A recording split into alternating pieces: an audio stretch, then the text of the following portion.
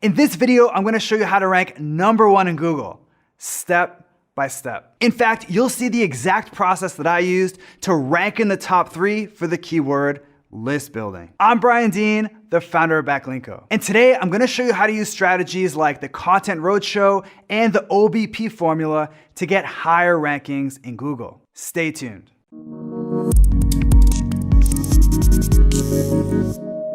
We've got a lot to cover in today's video, so let's get started. I recently published a post on my blog called 17 Insanely Actionable List Building Strategies. And my target keyword for that page was list building. Now, the keyword list building is insanely competitive. Think about it. Every email marketing company in the world wants to rank for this keyword. And I'm a one-man show going head-to-head against giant companies like MailChimp, Aweber, and Infusionsoft. Bring it on. Bring it on. So at first, I wasn't sure that I'd be able to outrank these big brands for such a competitive keyword. But thanks to the process I'm about to share with you, my post quickly hit Google's first page for my target keyword. And today, I rank in the top 3 for list building. My post also ranks #1 in Google for dozens of related keywords like list building tips, list building strategies, and more. And thanks to all these first page rankings, that single piece of content has brought in 79,807 visits since I first published it. Okay, enough bragging. It's time for me to show you how I did it. Specifically, I'm gonna show you how to rank in Google for competitive keywords. So without further ado, let's kick things off with step #1. Make your content insanely actionable. Google recently rolled out a major update to their algorithm called RankBrain. RankBrain measures how Google searchers interact with your site in the search results. If people like your result, Google gives you a rankings boost. If not, they'll drop your rankings like a stone. And from my own SEO experiments, I've found that all Google searchers want the same thing: actionable content. Think about it. When someone searches for something in Google, they don't want to read some random person's opinion. Instead, they want tactics that they can use to solve their problem right away. And if you can give that to them, Google will notice and bump you up a few spots. For example, when you search for the keyword list building, you don't want to hear why building your email list is important. You don't want my take on the future of list building. You want simple strategies that you can use right away. That's why my post has zero fluff and zero filler. It's literally a short intro and 17 bite-sized tips that you can implement within a few minutes. And because Google searchers love my result, I rank above sites like HubSpot and Forbes, even though they have way more backlinks than I do. Next up, it's time for step #2, use the OBP formula. I recently conducted the biggest search engine ranking factor study ever. And one of our most interesting findings was that sites with a low bounce rate tend to rank above sites with a high bounce rate. As you might already know, a bounce is when someone visits your site and then quickly jumps back to the search results. Obviously, if lots of people bounce from your site, it sends a strong message to Google that people don't like your content. And like I just mentioned, if people aren't liking your content, Google will notice and drop your rankings. Fortunately, there's a simple way to improve your bounce rate: the OBP formula. It's a content introduction formula specifically designed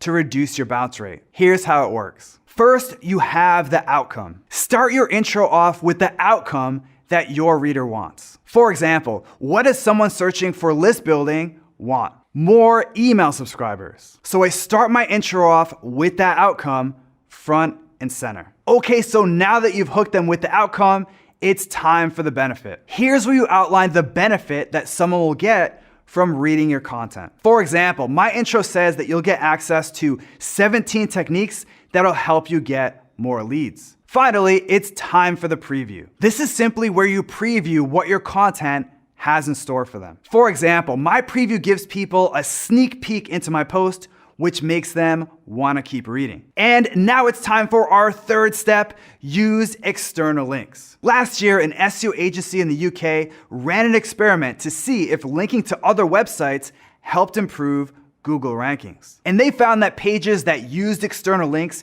consistently outranked pages that didn't link out. That's why I always generously link out to other authority sites in my content. For example, in my post, I use 16 external links, including links to authority sites like the Journal of Commercial Research. Now, to be clear, I don't think that external links are super important, but every little bit helps, especially when you're going after competitive keywords. And now that you've added external links, it's time to use internal links. Next, it's time to create internal links that point to the page that you want to rank. In other words, add links from other pages on your site to your new post. Those internal links will send link authority to your post, which can help your Google rankings. For example, you can see that I link from these 2 pages on my site to my list building post, which funnels juice to the post that I want to rank. Not only that, but the pages I'm linking from are topically related to my list building post. So this tells Google, hey, these closely related pages are all linking to the same post. That post must be important, so you should rank it higher. Okay, so now that your links are good to go, let's move on to the 5th step. Add images, visuals, and other multimedia. Imagine that you had 2 pieces of content. Let's call them blog post A and blog post B. And let's say that both pieces of content were exactly the same, with one major difference. Content A looked ugly and content B used lots of nice images. Which post will do better? According to lots of industry research, content B. In fact, a study conducted by Sheffield University in the UK found that people judge content based on design first. Then they size up the actual written content. So if your content is a giant ugly wall of text, Google users are gonna instantly bounce. But if your content uses lots of images, charts, visualizations, infographics, videos, and quizzes, they're gonna stick around and read your stuff, which can help your ranking in Google. For example, my post is packed with screenshots, visuals,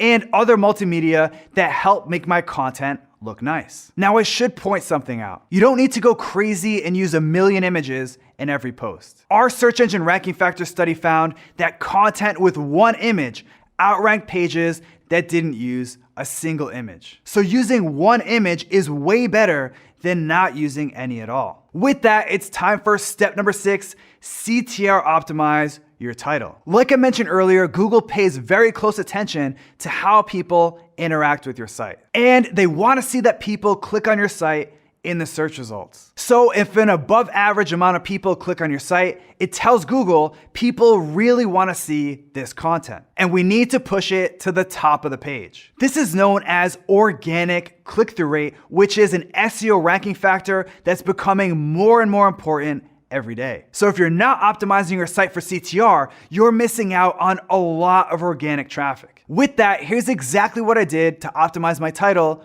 for click-through rate. First, I emphasized that people could use my content right away. Like I mentioned before, Google searchers are impatient. They want an answer to their question or help with their problem now. So it's important to emphasize that your advice works quickly. That's why I included the phrase that work fast in my title. Next, I made sure to use a number in my title. Several industry studies show that titles that contain a number get clicked on more than titles without a number. And a recent study by Polar found that odd numbers perform slightly better than even numbers. So I made sure to include the odd number 17 in my title tag. The combination of emphasizing quick results and using an odd number helped increase my organic CTR, which pushed my site over my competitors on Google's first page. Moving right along to step number 7, which is to optimize your content for semantic SEO. You already know that you should mention your target keyword a few times in your content. For example, you can see that I mentioned my keyword a handful of times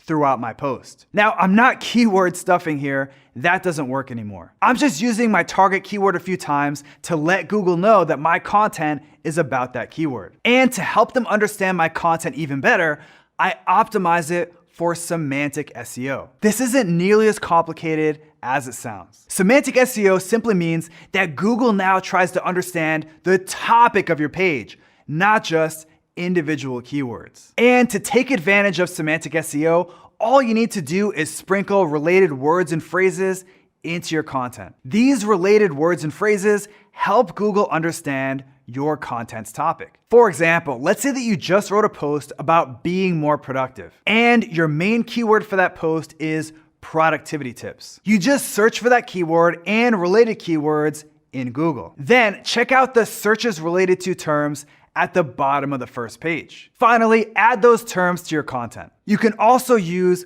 Google Suggest. Enter your keyword into Google and see what Google suggests to you. Again, add a handful of these to your article and you'll help Google better understand what your content is all about. In my case, I found semantically related terms like list building strategies and how to build an email list. So I added those terms to my content where it made sense. Simple. Let's keep it moving with step number 8, generate lots of comments on your blog posts. Can comments really help your content rank better in Google? Definitely. In fact, a Google employee recently said that comments can help a lot with rankings. And if you go to my blog, you'll notice that I tend to get lots of comments on every post. And these comments are one of the main reasons that I'm able to rank for so many competitive keywords. The question is, how do you actually get people to comment on your content? Here are 2 tips that work great. First, reply to every single comment. I'm shocked at how many people complain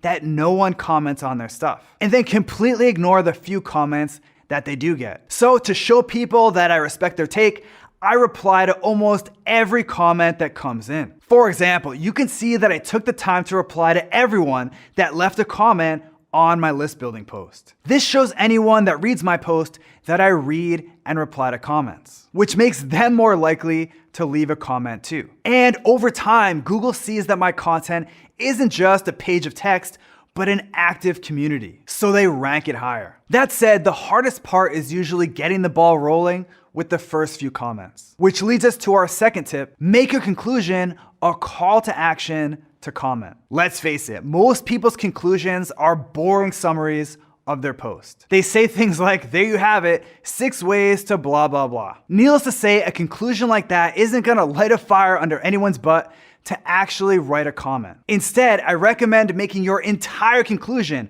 a call to action that encourages people to comment. For example, today, my post conclusion asks people to subscribe to my newsletter. But in the early days of the post, where I tend to get 75% of my comments, my conclusion looked something like this.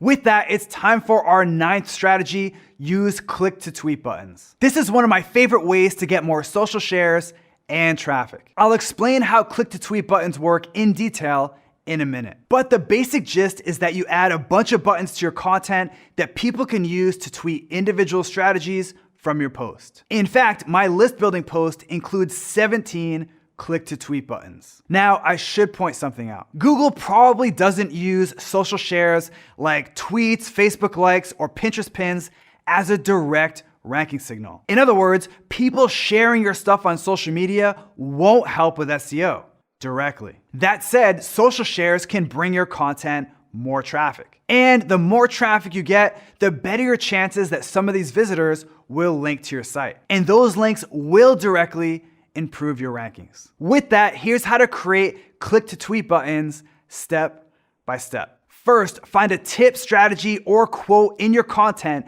that's worth sharing. For example, because my content was a list post, I decided that every technique on my list would make for a great tweet. Next, use clicktotweet.com to make a click to tweet button. Simply write the tweet you want and it'll create a link that you can use. Finally, add those links to your content. You can use buttons like I use here, or you can just make the links plain text like this. Either way works. And when someone clicks on one of your click to tweet buttons, they'll get a pre-made tweet that they can use to share that specific strategy with their followers. And let me tell you, these work great. In fact, most of the tweets that I got on my post are from people that shared using my click to tweet buttons. With that, it's time for strategy number 10, promote your content with the Content Roadshow. Here's the deal. If you want to rank in Google today, you need to strategically promote every piece of content that you publish. In fact, this is a mistake I made when I was first starting out. When I launched my first website a few years ago,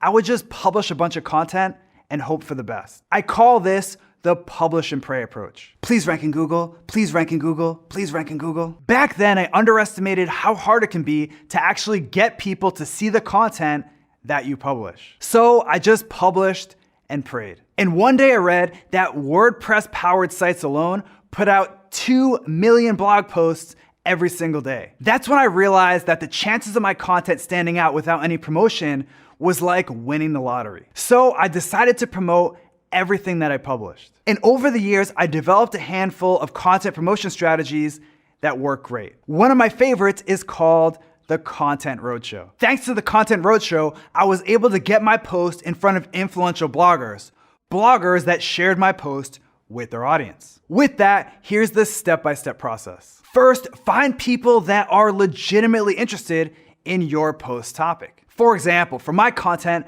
I found people that wrote about building an email list, or people that had shared content on that topic. You can find these people by searching in Google or using a tool like BuzzSumo. Next, you want to email those people to see if they're interested in reading your content. This is key. You see, when most people promote their content, they're way too pushy. In fact, I get emails like this all the time. Emails that ask or beg me to share their stuff, and I instantly delete them. Delete, delete, delete. Instead, I recommend a two-step approach. First, send the blogger this email that gauges their interest in your content. That way, you're not shoving a link in somebody's face. Here's a real-life example. And when someone gets back to you saying that they'd like to check out your content, then send them a link. Also, note that I don't ask for a share here. Again, the point of the Content Roadshow isn't to be a pushy jerk face. I mean, nobody likes a pushy jerk face. Instead, the goal is to get your content in front of people that have the power to share it. And these people aren't dumb. If they like your content, they'll share it. There's no need to even ask. In fact, you can see that many of the people that I reached out to happily shared my content with their followers, which led to hundreds of visitors that would have never seen my content otherwise. Now, before we close out this video, let me show you a cool little bonus tip,